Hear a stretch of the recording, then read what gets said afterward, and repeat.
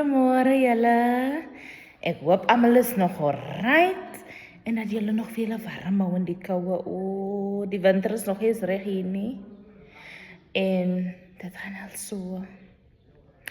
Maar nou ja, weet julle, vandag kom ek met 'n heel ander boodskap. Ek wil vandag die ding adres waar mense voel hulle gebruik die Here se naam. Luister mooi. Hulle gebruik die Here se naam om mense in te loop, om mense te vang en mense te dryf waar hulle die punt bereik waar daar moet duisende betaal word vir verlossing. En dan moet duisende betaal word om jou connection met die duisternis te stop of sulke tipe goed. Die people. Ek wil net vir julle sê, en ek ken van julle, en as die skoen pas, né? As die skoen pas, dan trek jy hom aan.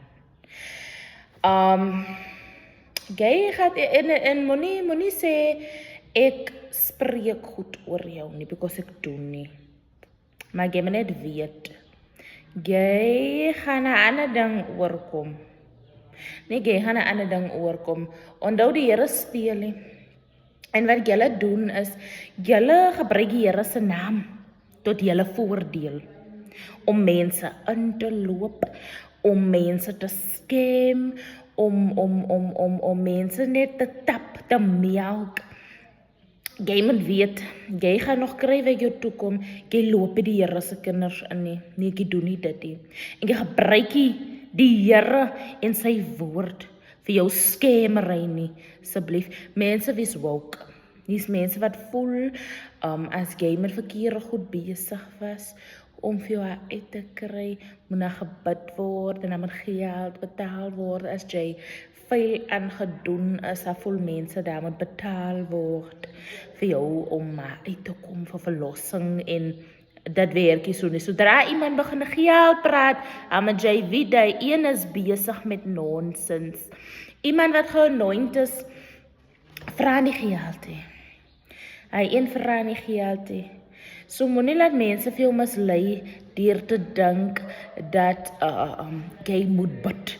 Ag, nie bid nie, jy moet betaal vir verlossing. Dit werkie so nie. Verlossing is vir ons almal.